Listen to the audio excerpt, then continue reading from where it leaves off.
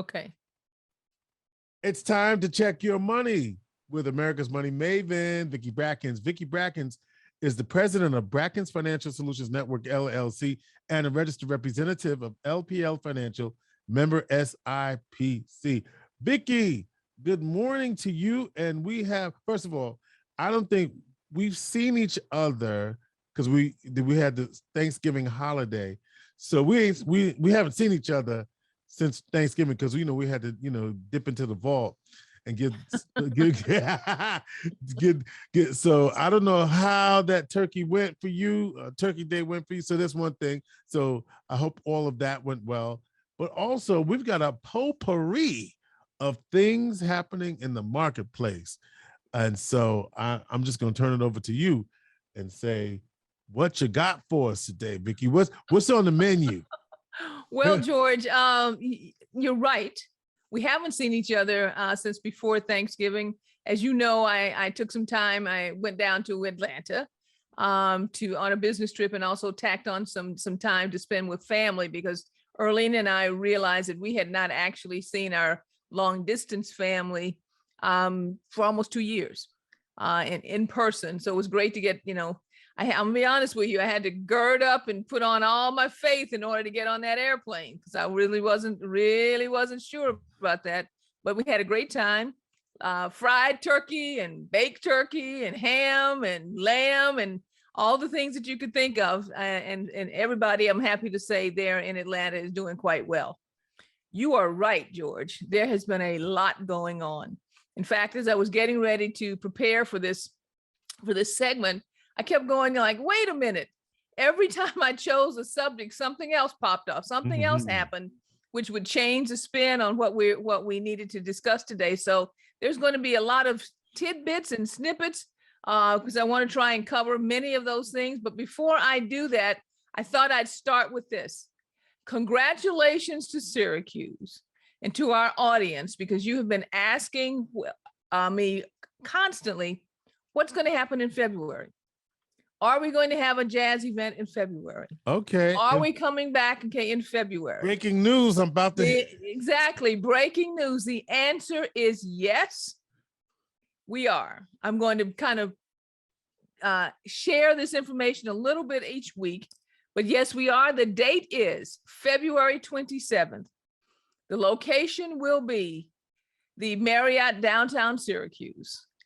The difference this year will be 2 performances. I want to congratulate Larry Lettinger over at CNY Jazz and his staff we worked together to figure out how we could do this in a way that we felt was going to be safe for everyone, but still bring the type of programming that you are accustomed to having and the fun that you're accustomed to having. So what we've decided and what he's come up with is we're having 2 performances, which means instead of having 400 people in a room, there will only be 200 people in a room that's designed for 400, so that we have plenty of social distancing, so that we have plenty of space. And of course, and we'll talk about protocol, but everyone has to be vaccinated or produce a negative COVID test 72 hours before the event. Everyone will be wearing masks, and we'll go through some of the other steps that will be important. But right now on your calendar, put in February 27th. February 27th. Ticket sales will go up probably in about a week to 10 days. You'll have a choice of the 2 time slots. And as I said, I'll see you there. Oh, yeah. So we're going to do 2 separate performances of 200 people. Correct. On the same day. So on the same day. So you could go to the 2 to 4, just playing with times. This is not confirmed. Or you can go to the 4 to 6 or the 6 to 8, something like that. Okay. And when it's filled up, because in order to make sure everybody's safe, when we fill up whatever time frame, that's it. You can't say, well, my friends are over here and I got to go to this one and we expand. No, we have to have very rigid, in this case, to make sure that everyone is safe so that we can keep our capacity and social distancing in the proper order for the times. Okay, so George, mark your calendar. Guess what? Let's talk about some of the things that have happened over the last week to 10 days. First thing, the jobs numbers came out. They were spectacular. 531,000 new jobs added. That is amazing. That pushes us down to an unemployment rate of about 4.6%. That is tremendous. And then what was it like 24 hours later? We got a notice that we have a new variant on the scene. And the new variant coming out of possibly out of South Africa, but now that we see more, it's like all over the world already. And in fact, today, meaning I think a couple of days ago, excuse me, we had an actual first case here in California, the United States. Right. But anyway, the Omicron, and am I saying that right? Because I listen to the president. Omicron. Yes. Okay, Omicron. Okay, variant caused a immediate sell-off in the markets, and that immediate sell-off then was followed by a rebound, not back to the original levels, and then we had another sell-off in the market because we finally had the first case that has landed on our shores. But here's the thing that I want you to look at. If you look at the total change in market conditions that have taken place as far as lowering of values, we're probably still somewhere around the 4 to 6% level, which is quite typical, even in a normal circumstance within the market, to happen once, two, maybe 3 or 4 times a year.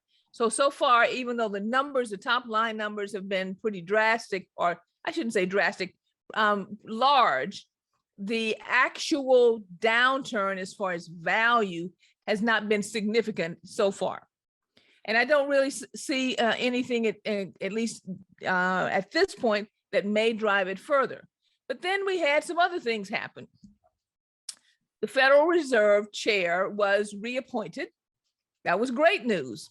So Chair Powell was reappointed and will continue to lead the Federal Reserve Bank and the Federal Reserve going forward. So that brings in stability. But then a couple of days later, he made a comment. The comment was, and listen to this, we are thinking about having a conversation concerning slowing down the tapering. He didn't say we're doing anything. He didn't say we're going to do anything. He said we are thinking about having a conversation about something, all right? But the market reacted. And I think, George, you and I have had this conversation over and over again. The reaction quite often is is stronger than the actual facts that we are reacting to. So what I'm telling everyone is this: we have said it over and over. We're in a volatile time frame. The year end is, typically, we always have some things going on, but this year we have more things stacked up that could possibly cause volatility. And the VIX, which is the measurement of volatility in the marketplace, has gone up from about 14 to 30 over the last week.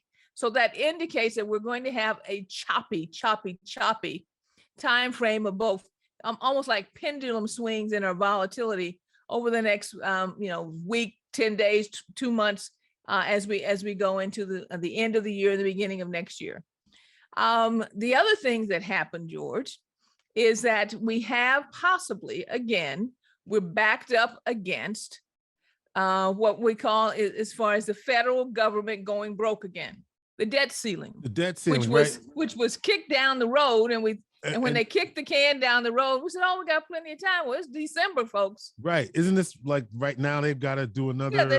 So the vote concerning the debt ceiling. So when you stack all those things together, again, all those things in combination will increase the volatility. So let's talk about some good news. Okay.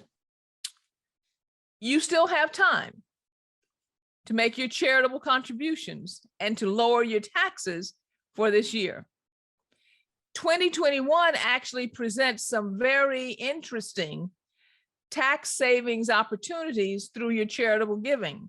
And I would tell you right now to reach out to your advisor, your financial advisors, to talk about some of the accelerated charitable giving opportunities that are there that will only be here for 2021. Many of you have possibly had increases in your income, possibly sold a business, possibly received some stock option payouts. Lots of things have been going on this year. And there are some strategies for 2021 only that may be of benefit to you as far as your charitable contributions and lowering your taxes to a degree that we haven't seen before. And they're going to expire as far as those provisions at the end of 2021. Okay. All right. So George, anything on your mind that I need to cover before we say our plate is full? Well, I want to know about these tax savings that are only for 2020. That's why I said call your financial advisor, okay? Because I don't want to do specific tax advice. No, I got you, but at this point in time. So, yeah. but just to know that in general, we have these provisions that are available for 2021 that will be expiring, and you should talk to your financial advisor and your tax preparer and your accountants to be sure that you are taking advantage of those things before the end of the year. So at this point in time, George, again, I'll encourage everyone, please follow us on Facebook. Tune into us on our YouTube channel. Be sure and like, share, and subscribe. If you have a question, give us a call at area code 315-930-4499. That's 315-930-4499. And of course, you can reach us at Vicki Brackens or vicky.brackens@brackensfsn.com. And I'll say this finally, George, our plate is full. All right. Vicki Brackens is the president of Brackens Financial Solutions Network, LLC, and a registered representative of LPL Financial, member SIPC. She is America's money maven.